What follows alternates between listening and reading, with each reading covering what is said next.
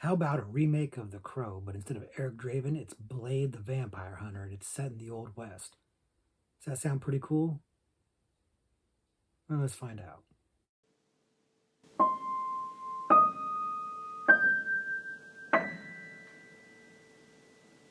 Hello, everybody, and welcome back to the Horror Movie Syllabus. My name is Professor Victor, and I'll be your host as we go through all the essential, noteworthy, interesting, and notorious modern horror films. If you're new to the channel, I recommend you check out the new introduction video. There's a link to it in the description below. It'll give you a pretty good idea of what our horror movie syllabus is all about. In short, we take a look at a particular subgenre of horror, and then we pick 3 movies from that subgenre to explore. But that's not what this video is about. Nope. This is part of our Is It Syllabus-Worthy series, where I take a recommendation from you guys, something that you leave for me in the comments of the videos down below, and then I go ahead and check it out without having seen it before and let you know what I think. Did I like it? Did I hate it? What did I feel about it? Ultimately, is it worth being on a horror movie syllabus? And since you've probably seen the thumbnail and seen the title of the video, you know that the movie that we're talking about today is Gallowwalkers. Gallowwalkers was recommended by friend of the channel, Fungus Among Us. And Fungus Among Us has given us some pretty good recommendations in the past, but this time, this recommendation, which came on our horror western video, was interesting and a little foreboding, because the quote was from Fungus was, "It's not great, but I like it." And in particular mentioned liking Wesley Snipes and Tanner Phoenix in the movie. So right off the bat, I'm a little on my guard because I know it's not great. But that doesn't mean it can't be fun, right? And the idea of an Old West movie starring Wesley Snipes, I'm down for that. I like me some Wesley Snipes. I think Wesley Snipes is a lot of fun. He's not always in good movies. In fact, he's very often not in good movies. And he's not always great in movies, but when he's good, he's very, very good. And even when he's not good, he's still fun almost all the time. So I'm excited for Wesley Snipes going into the movie, but I don't know anything about it. Didn't look it up, didn't check any trailers or anything like that. And for once, this is a movie that only one is called Gallowwalkers. I didn't have to worry about if I had the right one. This is definitely the right one. So I just fired it up and went straight in blind. And what did I think? Did I love it? Did I hate it? Well, let's find out. Like I said, the movie that we're reviewing today is Gallowwalkers. Gallowwalkers came out in 2012 and is an Old West film starring Wesley Snipes, which is not something you see every day, frankly, but it's something that I'm down for. I've recently gotten more of an appreciation for Westerns, and the horror Western video that we did that this movie was recommended on is part of that appreciation. It's, realizing that they don't have to always follow the old John Wayne trope, and this one definitely does not do that. If you haven't seen it before, the movie is about a cursed cowboy who rises from the dead to seek vengeance on the gang that raped and murdered his girl. And he kills them, but every time he kills them, they come back to life until he can figure out a way to kill them more permanently. And that usually involves a shot to the head because they're essentially zombies. But this movie is a little bit more unique than the standard zombie trope, but that doesn't necessarily mean it's a unique movie, but we're going to get into that in just a second. Let me stop there and not spoil the movie for you, but one of the things that you have to mention off the top is that this movie feels a lot like The Crow. The central premise of the movie, the setup of somebody whose wife or girlfriend was raped and murdered, and then coming back from the dead to seek vengeance, is very much the setup of The Crow, and other movies too, I'm sure, but it feels very much like The Crow. Like literally, there's even crows at the beginning of the movie, like cawing everywhere. It feels very much like The Crow. And the evil gang that's getting, stalked by our hero is, a gang of colorful characters who have these various traits, and they have names like Kill Cut and Skull Crusher. They sound like the comic book villains in The Crow. They really do feel very Crow-esque. So this winds up feeling like a movie that is, a remake of The Crow set in the Old West starring Wesley Snipes, Blade instead of Eric Draven. And I'm down for that. I'm here for that. That is a great idea for me. I'm really into that. As you know, I love The Crow. So I'm really into an idea of an Old West, gunslinger, undead avenger seeking revenge. That's cool stuff. And then, of course, the twist being that when he kills people, they become zombies. They don't die, is an interesting one. And that's where the movie's got some really good strength, is in this premise. The premise, again, the premise of ripping off The Crow, sure, great. But the concept of these villains, that they don't die, they become like zombies, but they become like basically thieves of skin. They take the skin off their victims and wear it for like about a week until it starts to wear out, and they have to get another one. That's interesting.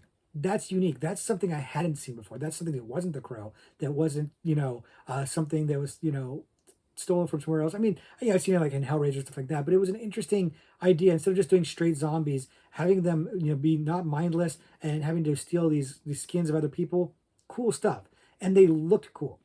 Probably the best thing about this movie is how it looks. It's shot very well using the desert landscapes to its full potential, and just having this bright whites and then these dark dressed characters. They really stand out. It's very stark and striking. I guess it was filmed in Namibia, in Africa, and it looks fantastic. I'll give that credit to director Andrew Goth, who I don't really know who he is. He's done like a handful, like 5 or so genre films. I wasn't familiar with any of them. This is probably the one that is like the most high profile, and it's not a very high profile movie, obviously, but he did a really good job with the camera. It looks really good. All the character designs are cool. They look really neat. Like the villains in particular look cool.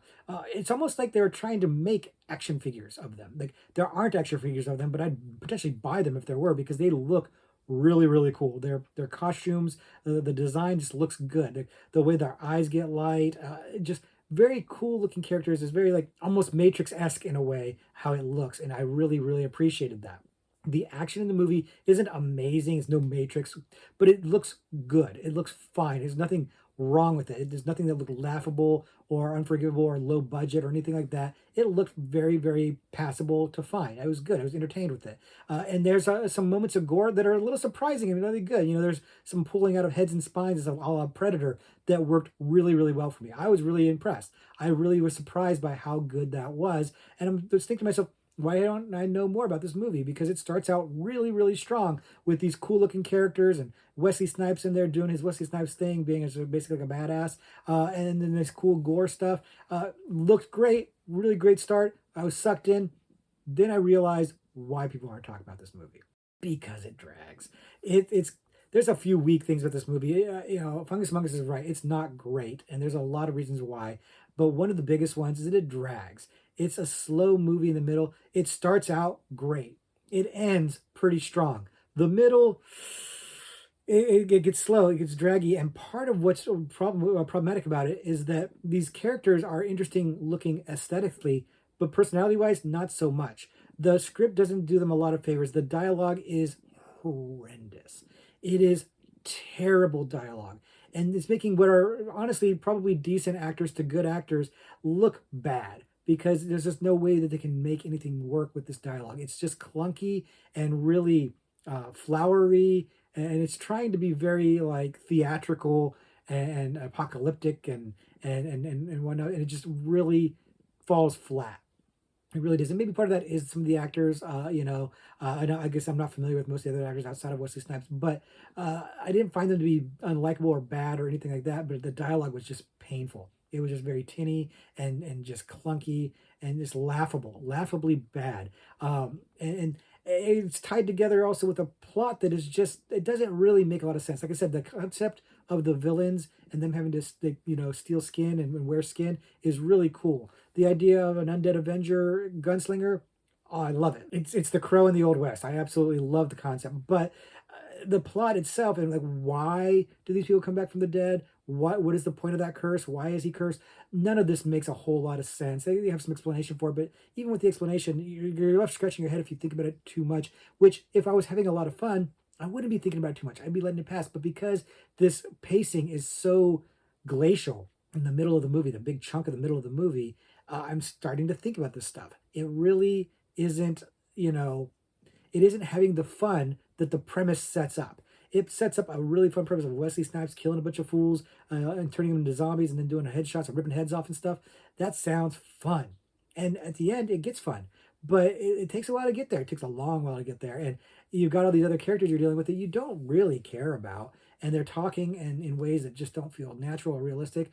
It's like there's all the potential in the world for a campy good time here, but it takes itself too seriously. It doesn't really go for the camp, and it doesn't really get it unintentionally enough. It's not unintentionally funny enough. It's not a bad time, but it's not unintentionally funny enough. And you've got this really cool aesthetic. You've got these cool looking characters, and you've got this very weak script, but it's being directed pretty damn well. Like, what does that mean? Does that shake out to something that's syllabus worthy? Well, let's find out. So it's time once again for that question. Is it syllabus worthy? And the answer is nope. It is not a good movie. It's not. Fungus Among Us warned me that it wasn't a good movie. It's not a good movie. It's really, really not. Like I said, there's some stuff that is good in it, in particular the visuals, but it's not good enough to outweigh the slog of the movie, the slog of the plot, the terrible dialogue. The script is just bad, bad, bad, bad. And Andrew Goff, if he was directing something, that was written by somebody else, maybe it would be interesting, maybe it would be different. But this script, no, no, not good at all, and they're definitely not going to sniff the horror movie syllabus. I guess this is what happens when you owe the IRS a lot of money. Because why is Wesley Snipes in this movie? He probably needs the money. In fact, I did a little research. He was actually indicted by the IRS for not paying his taxes during the making of this movie. So yeah, it's right there and smack in the middle of all of his legal financial problems. So that might be part of what's driving him to make this decision because it's not a good movie, man. It's just not. Like I said, it's cool looking and it makes Wesley Snipes look cool, but he's done much better movies. And it's unfortunate because again, if this had leaned into the camp aspect of it more, if it just really played up the silliness of this whole thing, it might be so bad it's good. It might be fun enough to be a so bad it's good movie and crack the syllabus in that way. But it's not. It's not fun enough. It just drags too much. Like I said, the beginning of the movie, if the whole movie was like the beginning of the movie, we'd be having a totally different conversation. This movie would be so much fun, but it's not. It's not. It doesn't live up to that. The premise it sets up, and it doesn't live up to that opening scene. It does give you some payoff at the end, but it's time getting there that it's a problem. It's only like a 90-minute movie, but it feels so much longer. That's not good. That's not good at all. And I understand that maybe some of this problem is because there was a lot of problems with the production. There were delays. Snipes' indictment was part of the problem. So they struggled to get this made. It took years. It took like 8 years or something like that to make this movie. It doesn't look like it should take that long to make it, but it is what it is. And maybe that hurt the production. In all fairness, maybe that hurt the production. Doesn't really matter. The end, the result is the movie's not good. It's not good. I did not have a bad time watching it because I did think the characters were really cool looking and I thought it was pretty to look at. But that was about the extent of it. And at some point, I was clock watching. I was looking at the clock to see how much time was left because it was starting to drag too much. It did pick it up at the end. At the end, I felt like it ended on a good note. But if it was gonna franchise out, I don't think I'd be along for that ride. So that's my warning to you. Not a recommend. Not going to make the syllabus. They're not always winners. But again, I'm not mad at it. I'm not mad at it. I still don't think we've seen something horrible on this series yet. It wasn't like a total waste of my time. I just it dragged. That was my big issue with it. So thank you to Fungus Among Us for this recommendation. It didn't hit the mark, but it didn't mean I had a bad time. And I like these recommendations. So by all means, you guys keep them coming. I'm having a good time checking these things out. But now it's time to check out a horror trivia pursuit card. As usual, I'm going to read a card right here on camera. No cutting. Try to answer it. And let's see. Let's go with monsters because of these undead villains in this movie. Let's go with the monsters category in the card. And the question is this: what actor played the iconic monster in 1931's Frankenstein? Come on now. That's kind of a softball. That's not a hard question. I mean, I guess maybe for younger people it's a hard question, or if you're newer to horror. But honestly, you should know this answer. Like this is a pretty big deal.